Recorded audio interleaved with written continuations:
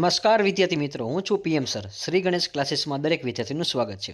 વિદ્યાર્થી મિત્રો, આજે આપણે વાત કરવાના છીએ ધોરણ 12 કોમર્સ એસપીસીસીની પહેલાં બ્લુ પ્રિન્ટ વિશે. તો વિદ્યાર્થી મિત્રો, હવે આપણે એ અને બી સિરીઝ તો કમ્પ્લીટ કરેલી છે, પરંતુ તમારે સેક્શન સી, ડી, ઈ અને એફમાં કઈ રીતે માર્ક મેળવવા એસપીમાં, તો તેના માટે બોર્ડમાં પૂછાયેલા જે પ્રશ્નો હશે તેનું જ આપણે સંપૂર્ણ સોલ્યુશન કરશું. અને હા, કઈ કઈ રીતે પૂછાણા છે, તો જો પહેલાં તમને સેક્શન સી હું સમજાવી દઉં કે આજે આપણે સેક્શન સી કરવાના છે અને હંમેશા બ્લુ પ્રિન્ટ પ્રમાણે તૈયાર પ્રિપેરેશન કરવાની છે વિદ્યાર્થી મિત્રો. અને હા, કેમાંથી એમસીક્યુ વાંચવા, તો આપણે એમસીક્યુ સિરીઝ છે, તમારે ખાસ પ્લેલિસ્ટમાં જઈને વિડીયો જોઈ લેવો, અથવા તો ડિસ્ક્રિપ્શન બોક્સમાં પણ તમારે જઈને તે વિડીયો પહેલાં જોઈ લેવો. ત્યાર પછી તમારે સેક્શન બી બાકી છે, તો સેક્શન બીનું પણ આપણે સિરીઝ મુકાઈ ગઈ છે, તો એ પણ તમારે જોઈ લેવા. બોર્ડમાં પૂછેલા છે તેમાંથી બહાર નહીં જાય, બ્લુ પ્રિન્ટ પ્રમાણે જ લીધા છે. તો સેક્શન સીની વાત કરી તો સેક્શન સીમાં જો ટોટલ તમારે 10માંથી 7 ક્વેશ્ચન લખવાના છે વિદ્યાર્થી મિત્રો, અને એમાં લખેલું છે તો 10માંથી 7 એટલે દરેકના 2 ગુણ હોય છે, તો 14 માર્ક થશે. તો કયા ચેપ્ટરમાંથી વાંચવા, પહેલાં તો એ તમને ખબર હોવી જોઈએ. તો ચેપ્ટર નંબર પહેલું જે છે સીસીનું, એમાંથી પહેલું, બીજું ને ત્રીજું, એમાંથી તમારે દરેકમાંથી 2 માર્કના એક ક્વેશ્ચન પૂછાશે. તો તમારા 6 માર્ક તો પાકા જ છે વિદ્યાર્થી મિત્રો, કારણ કે 3 પ્રશ્ન, 3 દુ ને 6, તો 6 માર્ક તો આપણા પાકા. તો 14માંથી 6 પહેલાં કેમ લેવા એ હું તમને સમજાવું. અને હા, ખૂબ જ ઇઝી હોય છે એટલા માટે. ત્યાર પછી આપણે આગળ વાત કરીએ તો 4, 5 ને 6માંથી કાંઈ પૂછાતું નથી, તો ન વાંચવાના વિદ્યાર્થી મિત્રો. ત્યાર પછી એસપીમાં પહેલું ચેપ્ટર, તો એમાંથી 2 પ્રશ્ન પૂછાય છે. તો જો તમારા માટે લાભદાયી છે કે બીજું ચેપ્ટર આ પહેલું જે કરો છો એસપીનું પહેલું ચેપ્ટર છે, એમાંથી 2 ક્વેશ્ચન પૂછાશે. ત્યાર પછી બીજામાંથી કંઈ નથી પૂછાતું, પરંતુ ત્રીજું, ચોથું, પાંચમું, છઠ્ઠું ને સાતમું બધામાંથી એક ક્વેશ્ચન પૂછાય છે. તો વિદ્યાર્થી મિત્રો, આ આપણે માત્ર એસપીમાંથી અને સીસીમાંથી, પરંતુ આપણે માત્ર સીસીમાંથી પહેલો, બીજો ને ત્રીજું આ જે ચેપ્ટર છે એમાંથી બોર્ડમાં પૂછાયેલા હોય છે એ ક્વેશ્ચન લીધા છે. જો તમારે આવી રીતે બીજો વિડીયો જોતો હોય તો એ તમને ટૂંક જ સમયમાં મળી જશે. પરંતુ વિદ્યાર્થી મિત્રો, પહેલાં આટલા ક્વેશ્ચન તમે તૈયારી કરો, ત્યાર પછી હું તમને સ્ટેપ બાય સ્ટેપ બધા આઈએમપી આપતો જઈશ.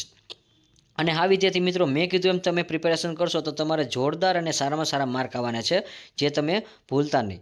તો તમારે ખાસ હવે કઈ રીતે પ્રેક્ટિસ કરવાની છે, જો મેં લખેલું છે પીડીએફમાં પણ કે ચેપ્ટર નંબર કે સીસીની અંદર પહેલું, બીજું ને ત્રીજું એમાંથી જ મેં પૂછેલા છે, બ્લુ પ્રિન્ટ પ્રમાણે જ તમને કીધું છે. તો વિદ્યાર્થી મિત્રો, આજે દરેકના 2 ગુણ હોય છે વિદ્યાર્થી મિત્રો. અને હા, હવે આપણે જોતા જઈએ કે કયા કયા 2 ગુણ હોય છે. પરંતુ જો તમે વિડીયો ફર્સ્ટ ટાઈમ જોવો છો વિદ્યાર્થી મિત્રો, તો ફટાફટ આ ચેનલને સબસ્ક્રાઈબ કરી દો. અને કોમર્સને લગતા તમામ આઈએમપી વિડીયો છે એ તમને વિડીયો લેક્ચર મળતા રહેશે. તમારે સાથે સાથે પ્રશ્નની સાથે સાથે હું સમજૂતી પણ આપીશ, તો તમારે સમજાઈ જશે.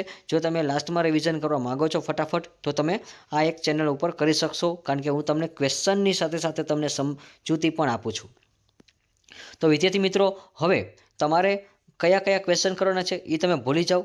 હું તમને જે ક્વેશ્ચન આપું છું એ તમે ફટાફટ કરી લ્યો, કારણ કે બોર્ડના પૂછાયેલા છે અને બ્લુ પ્રિન્ટ પ્રમાણે તમને આપીશ. લાસ્ટમાં આપણે વેરિફિકેશન કરશું કે કઈ કઈ રીતે આપણા ક્વેશ્ચન છે એ તમને કામમાં આવેલા છે. અને જો તમે ટેલિગ્રામ ચેનલમાં ન જોડાયા હોય તો ફટાફટ પહેલાં ડિસ્ક્રિપ્શન બોક્સની અંદર જઈને ટેલિગ્રામ લિંકને તમે ક્લિક કરો, અને સાથે સાથે અમારી સાથે જોડાઈ જાઓ. તેમાં પણ તમને આ પીડીએફ છે એ મળી રહેશે.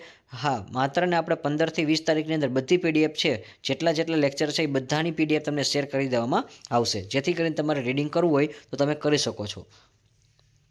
તો વિદ્યાર્થી મિત્રો, હવે આપણે ફટાફટ શરૂઆત કરીએ. ક્વેશ્ચન નંબર 1, બેંક પત્ર વ્યવહારને ટૂંકમાં સમજાવો. જો ભાઈ આ તમને કીધું છે બેંક પત્ર વ્યવહારને તમારે ટૂંકમાં સમજાવવાના છે. જો કઈ રીતે સમજવાના, તો જો બેંક સાથે જ્યારે આપણે પત્ર વ્યવહાર કરતા હોય તો બેંક સાથેના પત્ર વ્યવહાર હંમેશા સરળ શૈલીમાં હોવા જોઈએ. એટલે લખાણ છે એ ટૂંકું ને ટચ હોવું જોઈએ, સ્પષ્ટ ભાષા હોવી જોઈએ, નિયત કરેલા ઢાંચાનો ઉપયોગ કરવો જોઈએ. તો માત્ર તમારામાંથી 4 મુદ્દા જ લખવાના છે વિદ્યાર્થી મિત્રો, બહુ જાજુ ન લખતા. બીજું શું કીધું, બેંક પત્ર વ્યવહારમાં હંમેશા ચોક્કસ સમયનું પાલન પણ ખૂબ જ જરૂરી છે. જો ભાઈ સમયનું પાલન કરવું જરૂરી છે, તારીખ પણ અવશ્ય લખવી જોઈએ. અને હા, બેંક પત્ર વ્યવહારમાં જ્યાં નાણાંની રકમ લખવાની હોય ત્યાં તે રકમના આંકડા અને કાઉન્સમાં તમારા શબ્દમાં પણ બતાવવા હિતાવહ છે. તો જો બંને રીતે લખવાના છે કે ભાઈ નાણાંને આપણે અંકમાં પણ બતાવીએ છીએ, સાથે સાથે શબ્દમાં પણ બતાવવાના છે. અને હા, બેંક પત્ર વ્યવહારમાં ખાતા નંબર અને તેના પ્રકારનો ઉલ્લેખ પણ અત્યંત આવશ્યક છે. તો જો આ પ્રશ્ન યુનિક હોઈ શકે છે તમારા માટે. ખાસ તમે જોજો, કારણ કે આવા પ્રશ્ન આ વખતે પૂછાવાના છે પહેલા ચેપ્ટરમાંથી. એટલે તો તમારે શું યાદ રાખવાનું, હું તમને કહું એટલું તમે ખાસ યાદ રાખો. કે શું? તો કે સરળ ભાષા, નિયત કરેલા ઢાંચામાં હોવું જોઈએ, સમયનું પાલન અવશ્ય છે, તારીખ ચોક્કસપણે લખવી જોઈએ, નાણાંનો ઉપયોગ કરીએ ત્યારે અંક અને શબ્દ બંનેમાં લખવું જોઈએ, અને ખાતા નંબરનો ઉપયોગ કરો તો હા, ખાતા નંબરનો ઉપયોગ કર્યા પછી કયું ખાતું છે એનો પ્રકાર ખાસ બતાવવો જરૂરી છે.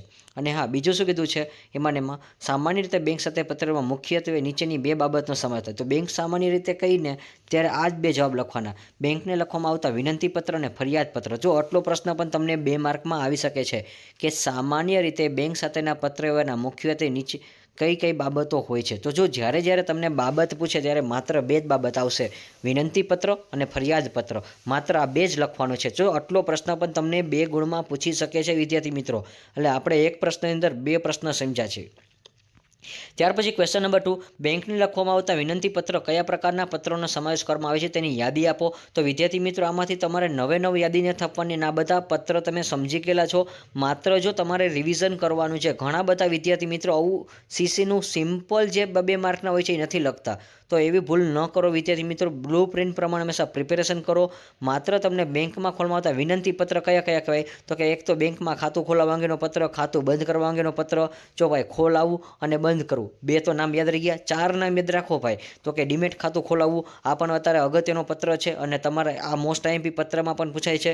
પછી ઓવરડ્રાફ્ટ મેળવવા અંગેનો પત્ર, શૈક્ષણિક લોન મેળવવા અંગેનો પત્ર, બેંકમાં લોકરની સુવિધા મેળવવા અંગેનો પત્ર, અને હા, ચેકના નાણાં અટકાવવા અંગેનો પત્ર, પછી ડેબિટ કાર્ડ, એટીએમ કાર્ડ છે એ મેળવવા અંગેનો પત્ર અથવા તો ગુમ થયેનો પત્ર. તો જો વિદ્યાર્થી મિત્રો, હું તમને આમાંથી 5 નામ કહું, યાદ રહી જ જશે.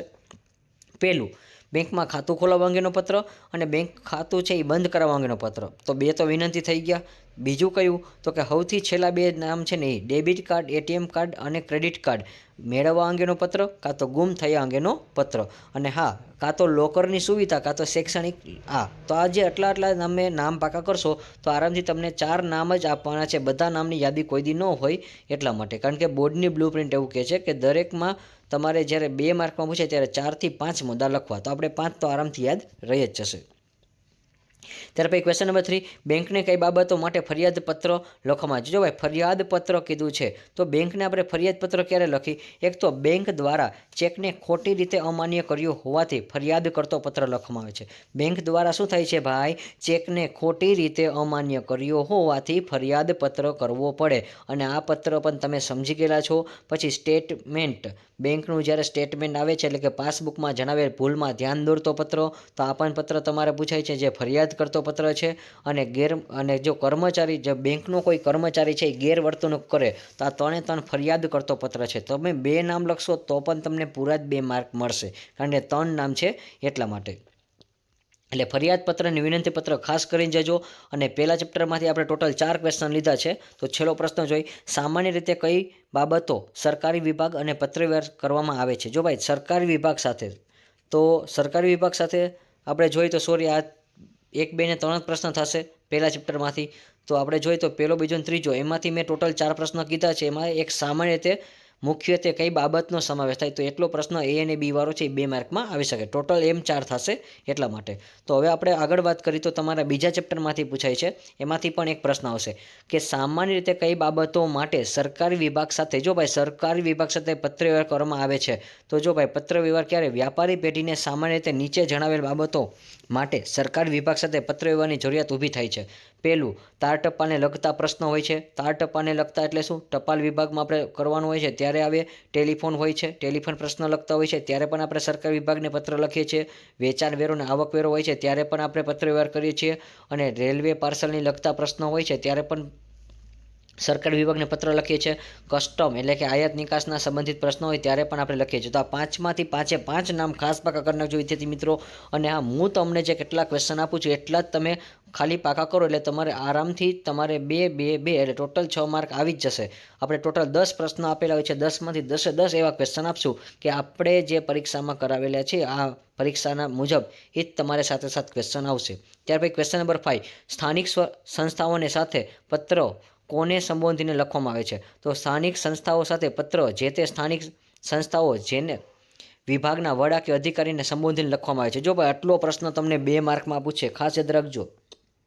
સ્થાનિક સંસ્થા સાથેના પત્રો જે તે સ્થાનિક સંસ્થાઓના જે તે વિભાગના વડા હોય છે. એટલે સ્થાનિક સંસ્થામાં હું જે તે વડા હોય છે ને વિભાગના વડા હોય છે કે અધિકારી હોય છે તેને સંબોધીને લખવામાં આવે છે. પછી ક્વેશ્ચન નંબર 6, વેપારી પેઢીઓને કયા કયા સરકારી વિભાગો સાથે પત્રવ્યવહાર કરવાની જરૂર પડે? જો ભાઈ સરકારી વિભાગ કીધું તો ઓલરેડી પ્રશ્ન આવી ગયો છે, રિપીટેડ ક્વેશ્ચન છે, એટલે આ ક્વેશ્ચન તમે કાઢી નાખજો, ઓલરેડી સેમ આન્સર છે.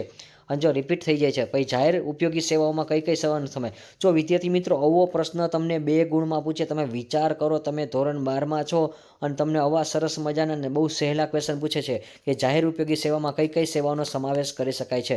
જાહેર ઉપયોગી સેવામાં કઈ? તો કે પેલું તાર-ટપાલ આવશે, પોલીસ હોમગાર્ડ આવશે, જાહેર આરોગ્ય આવશે, અગ્નિશામક દળ આવશે, ડ્રેનેજ અને સુવિધા, સ્વચ્છતાની, પછી રસ્તા, મકાન, વીજળી, પાણી પુરવઠો, રેલવે, સ્થાનિક અને રાજ્ય પરિવહન, આ બધા કેમાં આવશે? જાહેર ઉપયોગી. પણ માત્ર 4 થી 5 નામ લખજો ભાઈ. તાર-ટપાલ તો ઉપર આવી ગયું, સરકારીમાં આવે, જાહેરમાં આવે, પોલીસ હોમગાર્ડ છે, જાહેર આરોગ્ય, અગ્નિશામક દળ, રસ્તા અને મકાન, વીજળી, પાણી પુરવઠો, રેલવે, ડ્રેનેજ સુવિધા, આ બધું તમને આવડે એવું છે. અને લાસ્ટમાં રાજ્ય પરિવહન, સ્થાનિક હોય છે એ લખજો. પણ આ 5 નામ તમને ગમે યાદ રાખજો, હું એવું કહું છું. પછી આગળ ક્વેશ્ચન નંબર 8ની વાત કરી તો ક્વેશ્ચન નંબર 8, જાહેર ઉપયોગી સેવાના 4 નામ આપો. જો ભાઈ પાછો રિપીટ થયો છે વિદ્યાર્થી મિત્રો, એકને એક વસ્તુ નામ. અને હા, જો બોર્ડની દ્રષ્ટિએ પૂછાણું તો એ મુજબ છે કે 4 નામ આપો, તો 2 માર્કમાં માત્ર 4 જ નામ પૂછે છે, તો ખાસ પાકા કરી લેજો વિદ્યાર્થી મિત્રો. તાર-ટપાલ, પોલીસ હોમગાર્ડ, જાહેર આરોગ્ય, રસ્તા, મકાન, વીજળી, પાણી પુરવઠો, રેલવે, તમને મજા આવી 4 નામ પાકા કરજો.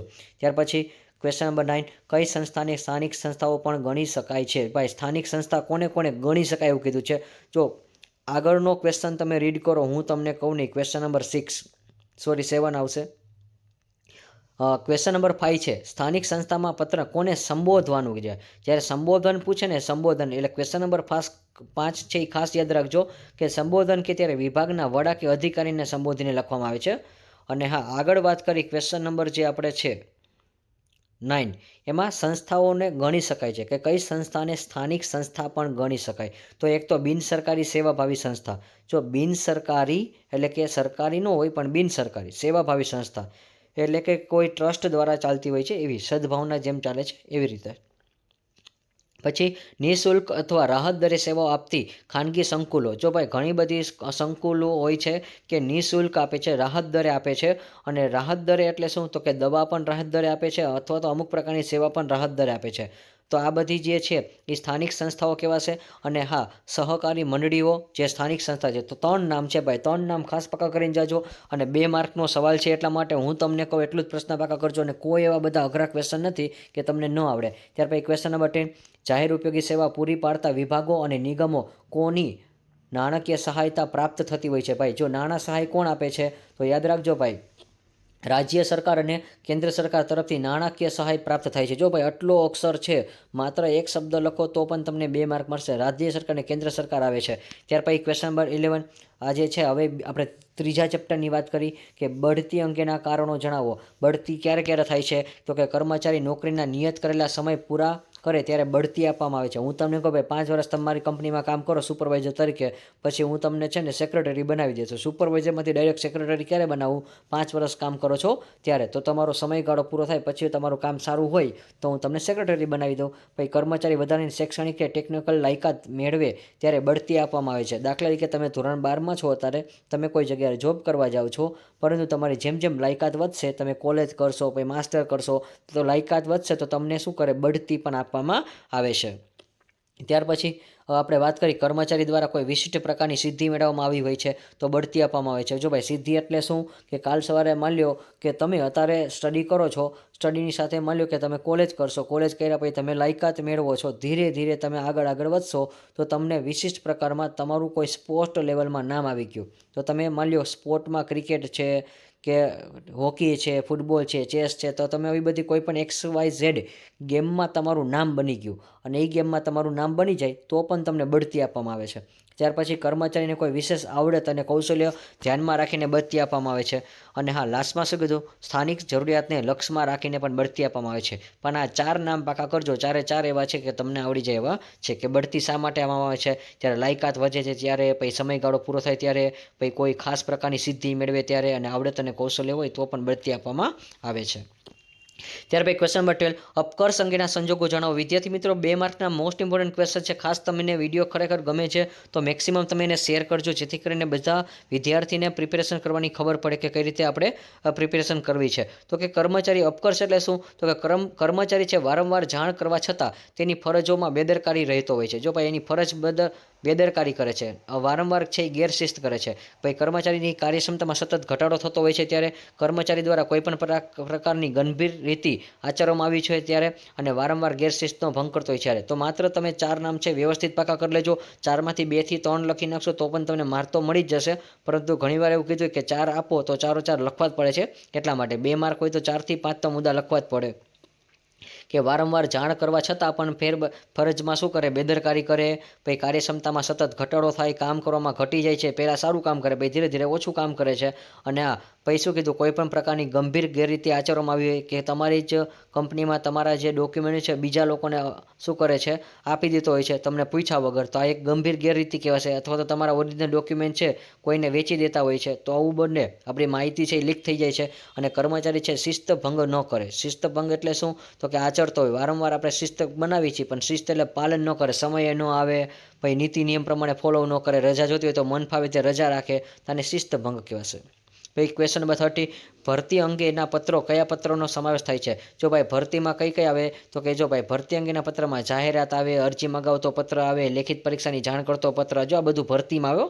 અને તમને આ પ્રશ્ન યુનિક લાગશે એટલે ખાસ પાકો કરજો કે ભરતીમાં નહીં આવડે, ભરતી કઈ રીતે થાય એને જ પૂછ્યું, કયા પત્રોનો સમાવેશ થાય? તો આપણે એમાં જાહેરાત કરીને આપણે ભરતી કરાવી શકીએ. પછી અરજી મગાવતો પત્ર, કોઈ વ્યક્તિને કહી કે ભાઈ તમે અરજી આપો, તમારે એસસીસીમાં કામ કરવું હોય તો હું તમને કહું તમારું અપ્લાય એપ્લિકેશન આપો, તો તમે અરજી મંગાવતો પત્ર તો હું તમારી પાસે અરજી મંગાવી લઉં.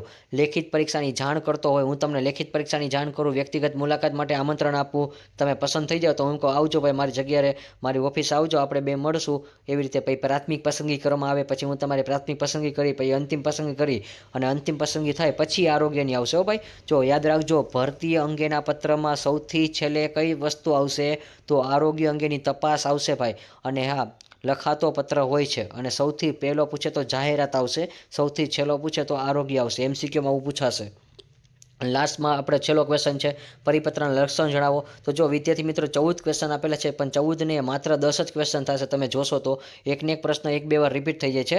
એટલા માટે કે પરિપત્ર એટલે શું? પરિપત્ર એ કોઈ કર્મચારી નહીં પરંતુ કર્મચારીના સમૂહ અને જૂથને સંબોધીને લખવામાં આવે છે. પરિપત્રમાં આવેલા બાબતો સમૂહમાં બધા સભ્યોને એક સમાન લાગુ હોય છે. જો ભાઈ એક સમૂહ બધાને લાગુ પડે. તમારે જે પરીક્ષાનું ટાઈમ ટેબલ આવે છે તમારે એક માટે ન હોય, સર્વે શિક્ષણ અધિકારી અથવા સર્વે જોગને બધાને લાગુ પડે છે. બધા વિદ્યાર્થી ગુજરાતમાં જેટલા હોય છે બધાને લાગુ પડે છે, દરેક સ્કૂલને પણ લાગુ પડે છે.